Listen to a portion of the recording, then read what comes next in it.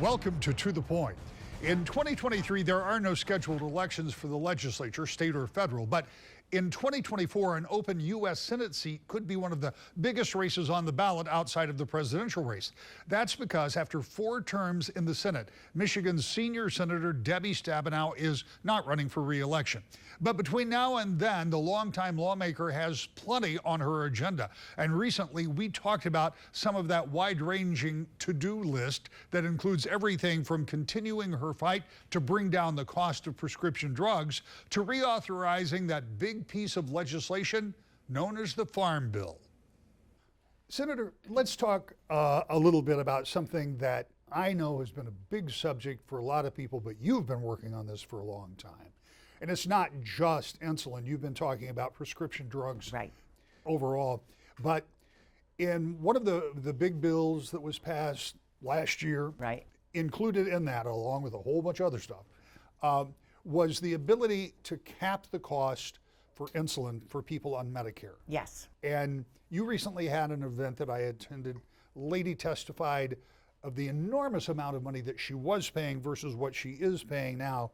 This is a big deal. It's a really big deal. You know, we have about 1/3 of the Michiganders that are on Medicare that are diabetic, and they're paying for insulin. And interestingly, insulin was actually discovered 100 years ago by 2 Canadian doctors, and they didn't even charge anything. They gave the patent to the University of Toronto. They said it would save lives, and they just wanted to do it. But now we have seen 100 years later, even though it's not substantially changed, prices go up and up and up and up just because they can. So part of the Inflation Reduction Act was to focus on lowering the costs of prescription drugs. And the most tangible, immediate thing that we did was say, as of last January now, if you're on Medicare, you pay no more than $35 a month for your insulin. So you could have been paying $80 or $100 or more, depending on what you were on before. So $35 a month, anyone on Medicare. We tried to get that for everyone. We have so many children that are juvenile diabetics that we need to address. That required a bipartisan vote of 60 votes. We couldn't get any Republican to vote for what we were doing because it's involving taking on the drug companies. So we could only do it for Medicare, but this is really important for the over 2 million people in Michigan who are on prescription drugs and on Medicare. And the other important part of that is it may not be as automatic as you think. And again, at this event, came up, yes. The person was on Medicare, but they were not getting that price. She had read up enough and was smart enough to go back to the pharmacy, went back to her doctor. So if you're on Medicare and if you're buying insulin and if you're paying more than $35, you should have that conversation, right? Absolutely. One of the things that I've learned, and it was great today, Pam, who joined us telling her story, she knew, she's an active member of AARP, who were very involved in helping us make this happen. She goes to her pharmacist and gets the old price, and she's saying, well, wait a minute here. I know it's $35 a month now, and so they go check and they go, yes, it is, but the doctor has to prescribe it in a certain way. And so she was astute enough to really do it what needed to be done, and now she's fine. But we need to make sure that anybody who is on insulin, who's on Medicare, is getting this cap price of $35 a month. If they're not, they need to ask their pharmacist. If they're having a challenge, they can let me know. They can let Congresswoman Schulten know, who was there with me when we announced this. But this is really important. The other thing that's important is that all vaccines, now including shingles, which is really important, an expensive vaccine, all vaccines are free. We passed that as part of this. We said if the drug companies raise the price of any prescription drug faster than inflation, they're going to have to give money back in a rebate, and we're already seeing about a $370 per dose reduction in cancer treatment drugs you get in the doctor's office or the hospital and other kinds of things. And Medicare is also beginning to negotiate prescription drug prices, which is going to bring all the drugs down once that fully happens. We could stay on the subject for the entire show, but there are many other things I want to get to. One other important thing, though, it's not happening now, but beginning next year, there will be an actual cap on your out-of-pocket expenses when it comes to prescription drugs. Yes. $2,000, is Yes. that right? Yes. I yeah. mean, This is a big deal. Yeah, I mean that yeah. makes a big difference. Yeah, I mean, because right now, even if you have a Part D plan, people are paying $6,000, $7,000, $8,000, $10,000 out of pocket for their prescription drugs, and so there's going to be a cap of $2,000 for the year for everything out of pocket. For any senior, anybody on Medicare, you're going to be able to pay it per month, so you can actually budget for it, and it's going to be a huge difference. I mean, we're talking about life-saving medicine. You know, this is not a frill when you need your blood pressure medicine or your cancer medicine or your arthritis medicine or insulin or anything else. And so it's a big deal. This wasn't easy. As you know, I've been doing this for a long time. 1998, I took the first bus trip from Detroit to Windsor to demonstrate you could drop prices by 40% just by going across a bridge. I've been doing this a long time. When we finally had the majority that was willing to stand up to Big Pharma and get it done. Let's talk about another facet of healthcare that you've been working on, and I think you have been able to partner here locally with some mental health providers and do something that I think people have talked about, but maybe not in exactly this kind of a package, and that is being able to team mental health professionals with law enforcement. Yes. Talk to me about that program. Yes.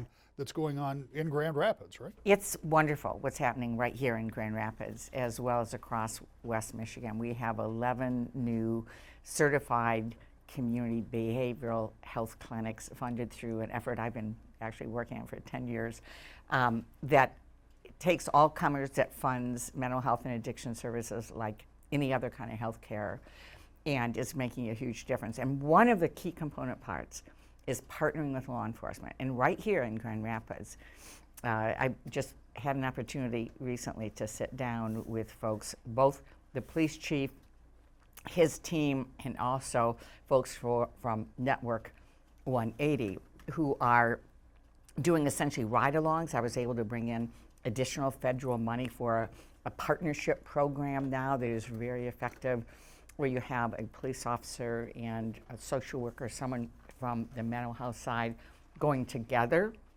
when they think a call involves a mental health issue or some other kind of addiction issue. And so I'm making a huge, huge difference. People are being diverted from the jail. They're not sitting in the emergency department. They're getting the care that they need.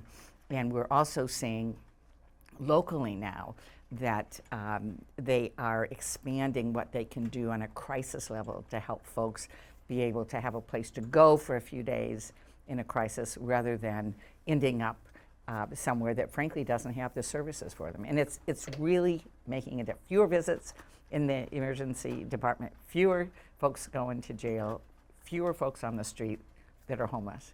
This really kind of answers a call that we heard back starting way before that, but in 2020, when people were saying that there are some instances where somebody in the social worker field might have a better opportunity to diffuse the situation.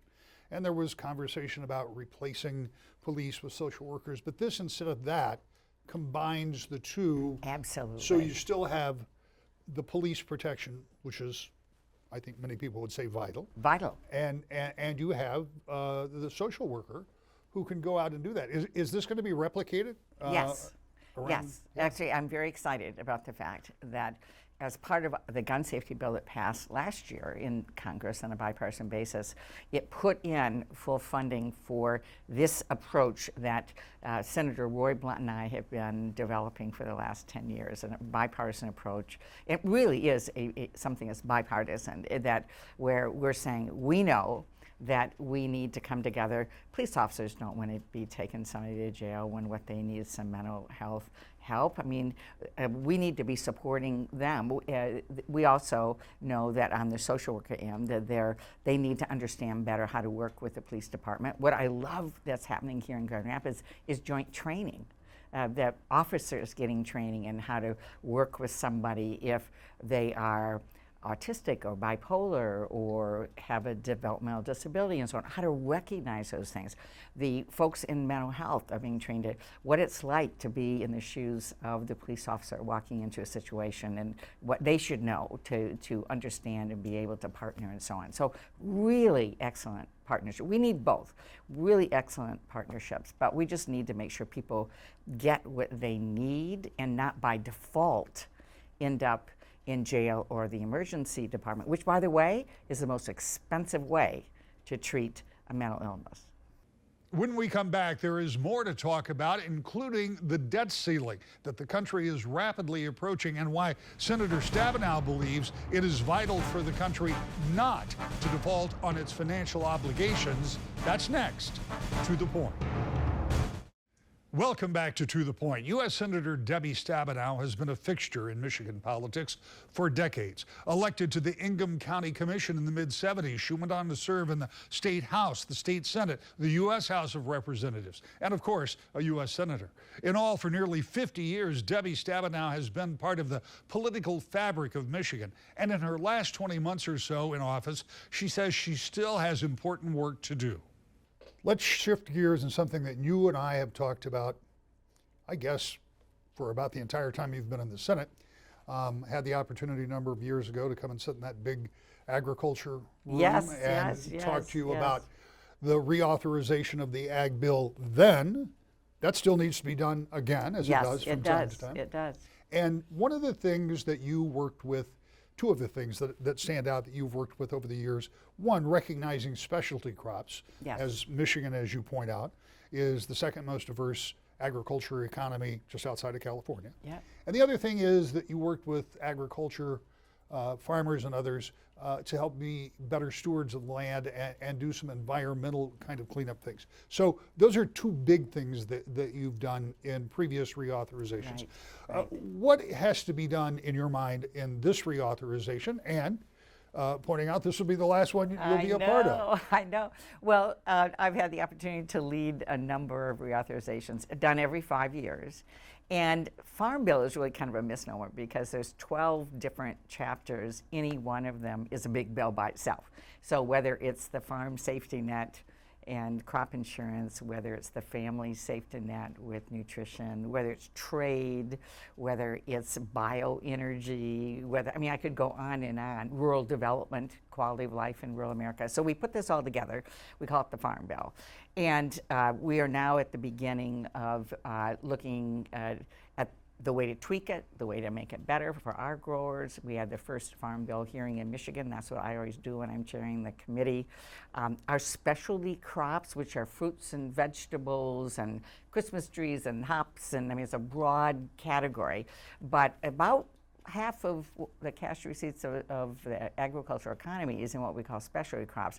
And so I'm going to make sure that what we call the safety net, that they have what they need to be supported. They need research, they need crop insurance, they need other kinds of support, and that for families that we're providing the food that we need as well. But in the area of climate, where we're taking the original stewards of the land, which are our farmers, and giving them more tools. When you talk about the Inflation Reduction Act last summer, we added dollars so that every farmer who wants to be in a conservation program like EQIP, the Environmental Quality Program that has been 3 times oversubscribed. Farmers want to get support to do things, haven't had the dollars, now we do. And so we know, farmers know, that if you put more carbon in the soil, it's healthier soil, better crop.